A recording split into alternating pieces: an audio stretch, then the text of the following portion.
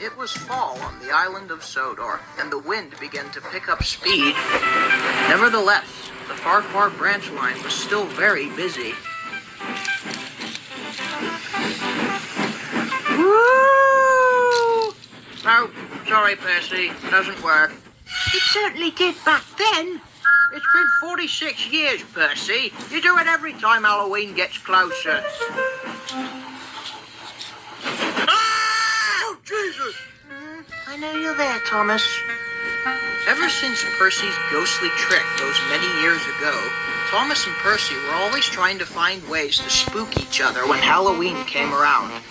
But needless to say, they had done it for so many years that they were running out of ideas. One evening, Thomas, Percy, and Toby were at the sheds at Tidmouth. It was very quiet, except for a light breeze that blew through the shed doors. Spooky! Oh my goodness! Can we just have a pleasant evening for once? How about a ghost story? I've got one. My driver told me about this old legend that's quite popular on the internet. And what's that? The legend of Timothy. Not the Timothy at the Clayworks, but Timothy the Ghost Train. Our story goes back to 1912, before the Northwestern Railway. The NWR was split into 3 railways, and on the border between 2 of them was a ravine between Maron and Cronk, with a river flowing through it. This would eventually be the place of the famous viaduct. But anyway, our story focuses on an engine from one of these railways. His name was Timothy, and he looked exactly like me, only he was white and had the number 0.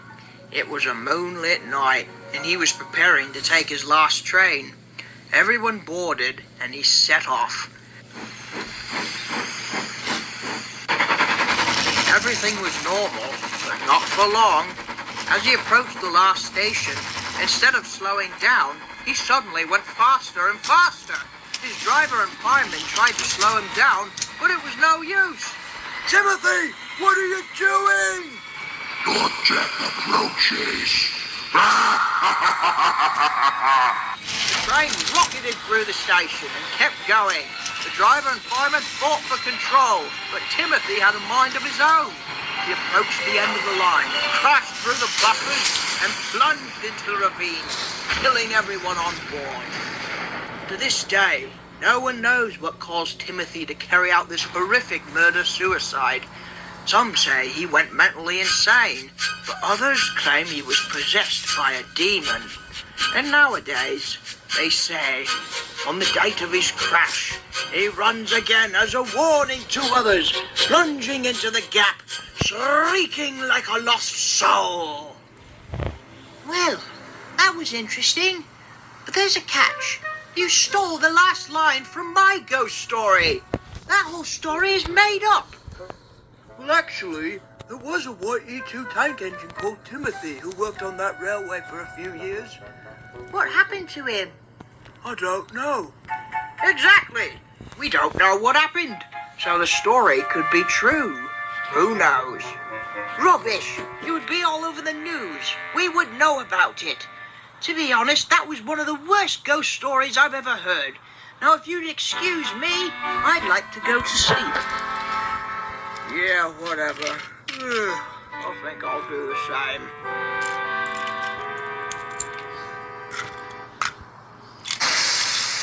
What was? Huh? Hello? Is anyone there? Percy, that better not be you. I don't know. Must have dreamed of that.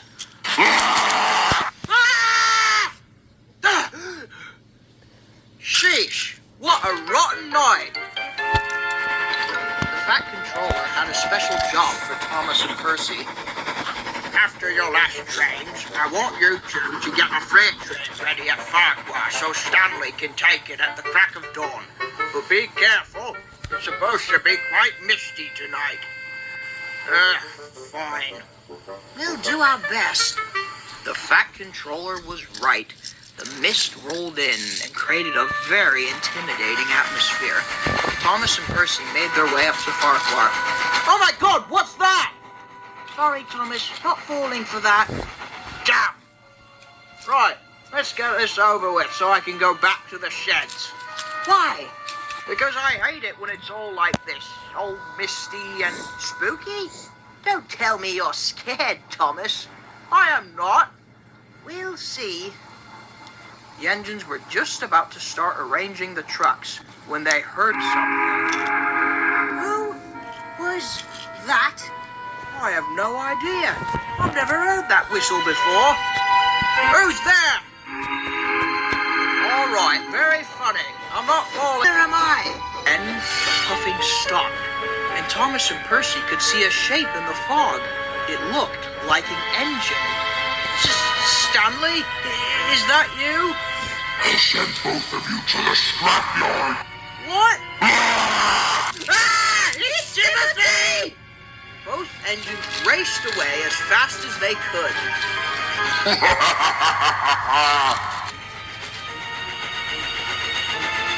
The engines were so frightened that they didn't see Mavis coming in the opposite way. Look out!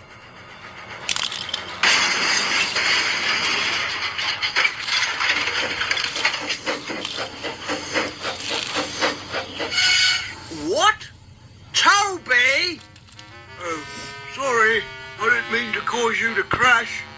You rotten wooden outhouse on wheels! I say, you two were really freaked out. What did you think of the eyes? My driver hooked up 2 red lamps to the front of the tanker. How the hell did you do the voice? My driver has a loud megaphone. I'm going to kill you. And what about the whistle?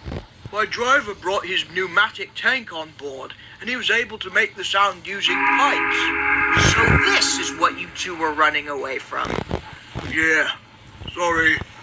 The Fat Controller was not too pleased with the incident. Feeling bad for what he had caused, Toby offered to arrange the trucks while Thomas, Percy, and Mavis were hoisted back onto the tracks.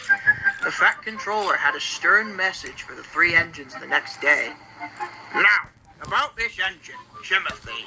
The whole story about his suicidal rampage is 100% false.